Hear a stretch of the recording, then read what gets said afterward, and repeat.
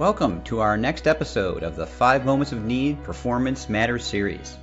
This is Bob Mosier, one of the many co-hosts you'll meet throughout this series. So friends, are you trying to learn more about the 5 moments of need?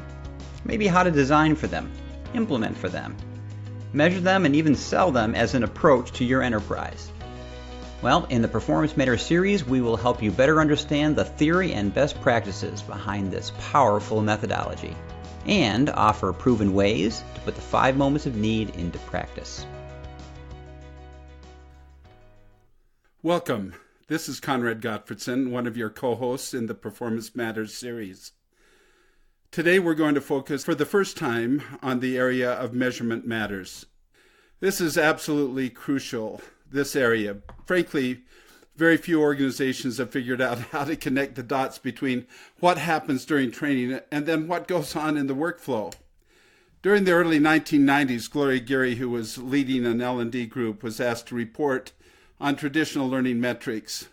Those metrics included things like the percentage of course completions, pass-fail rates, student-instructor ratio, dollars charged back to departments, utilization of facilities, and so forth. Gloria ended up writing an article that she published titled, "Why Don't We Just Weigh Them?" She said, a better metric would be to just weigh our students when they come in, weigh them when they leave, and report that. That is so true, really, as it relates to business impact.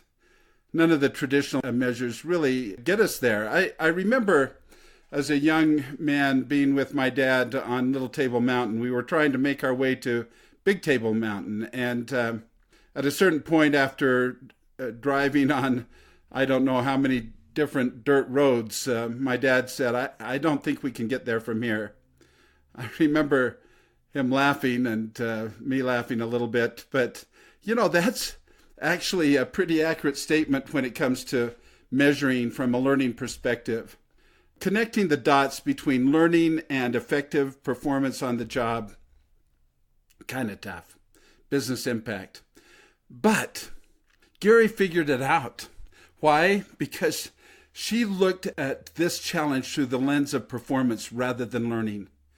You see, if you approach learning with a learning mindset, it's tough. It's really tough to get to true business impact measurement. But the minute you shift your mindset to enabling effective performance, you put yourself in a position to connect the dots. It's absolutely clear to me that Geary had figured out that training or learning was a means, not an end. For her, the end was enabling high-level job performance with a minimum of support from other people. She recognized that learning alone can't enable and sustain high-level job performance. Hence, the discipline of performance support emerged with a unique type of deliverable. She called it an EPSS, an embedded performance support system. And with an EPSS in the mix, well, the dots connect because an EPSS is embedded in the workflow, assisting people in performing their jobs. And at the same time, that EPSS then is there to enable the monitoring and the measuring of employee work performance.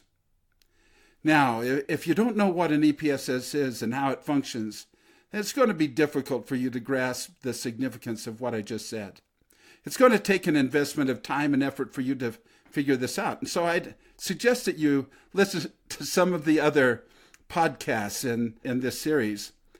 But to motivate you to do that, I want to explain the kind of business impact that you can measure with an EPSS. There are 5 areas really of impact that we've identified at least.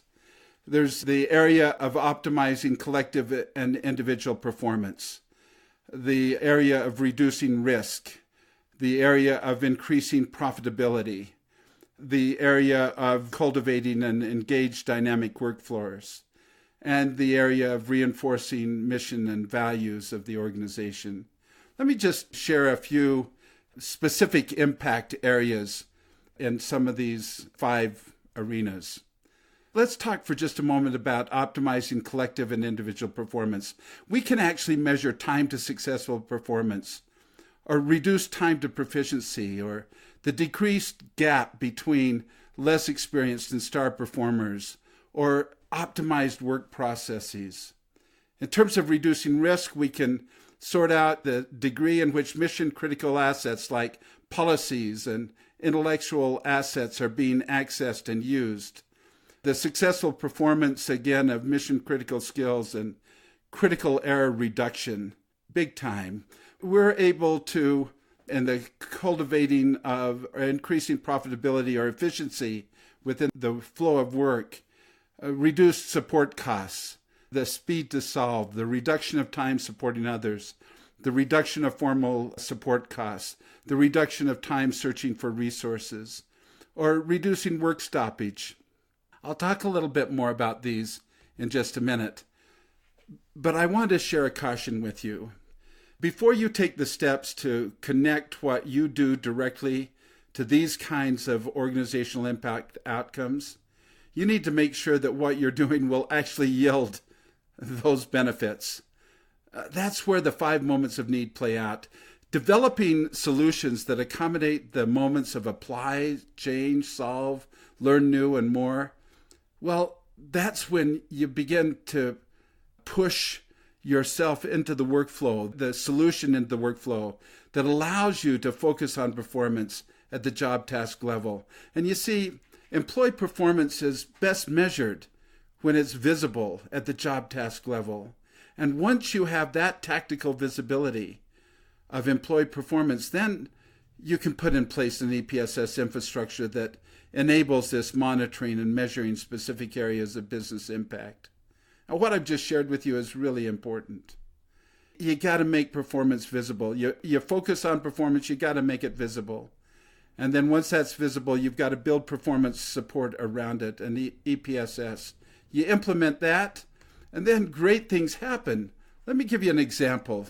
Suppose you wanted to measure reduced time spent supporting others.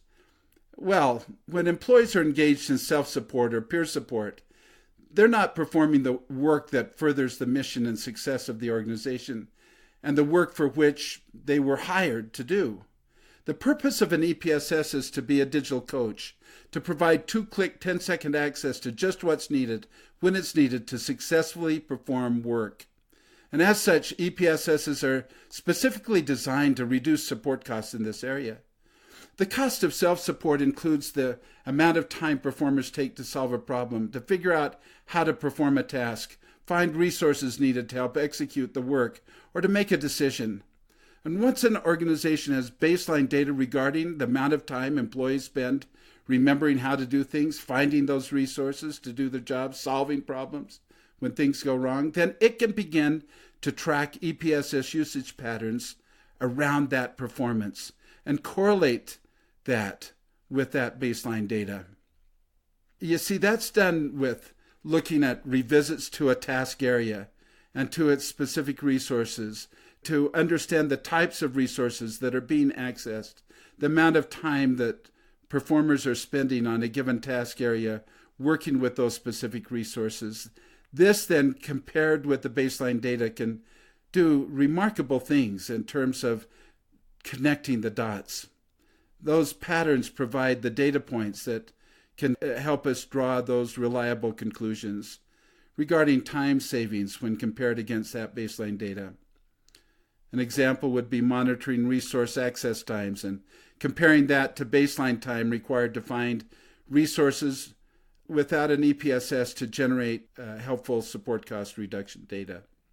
Now, let me give you another example. Work stoppage costs the organization. One of the fundamental realities of formal learning is that learners, for the most part, stop their work to learn.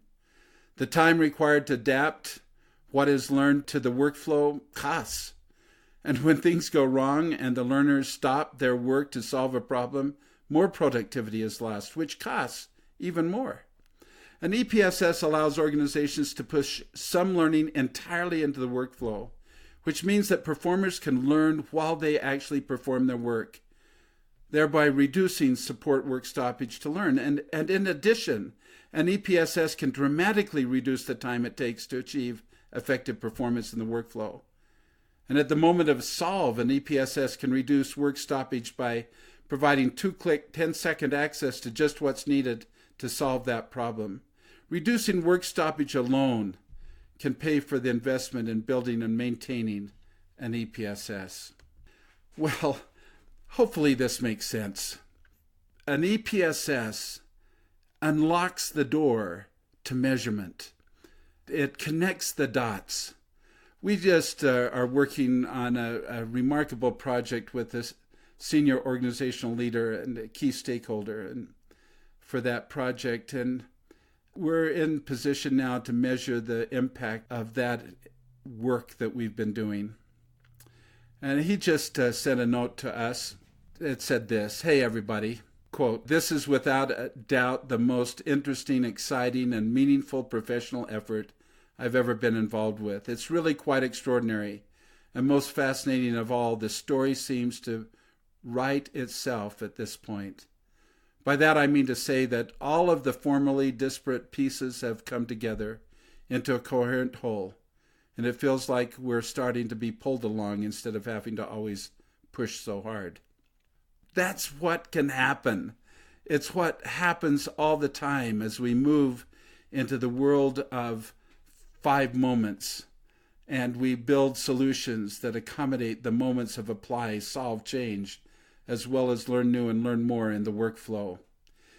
That stakeholder has learned what Gloria Geary learned so many years ago. In her own words, she said this: "It's much easier to actually employ these assessments in a performance support environment because the connections between performance support and the actual work context is so much more direct than the distance between training events and work performance." Well, it certainly does, Gloria, and thank you for paving the way so many years ago. And to all of you who are listening, thank you for taking time to listen. This is Conrad Gottfredson, and you've been listening to a Measurement Matters podcast in our Performance Matters series. Please take care. Well, that's it for this episode of the 5 Moments of Need Performance Matters series. We look forward to future conversations around how to best put the 5 moments of need into practice. We welcome your feedback and can be reached on Twitter using my Twitter handle at BMOSH, as well as our 5 Moments of Need website, which is www.5momentsofneed.com. We hope you're finding these helpful and will subscribe to future episodes. Have a great day, friends.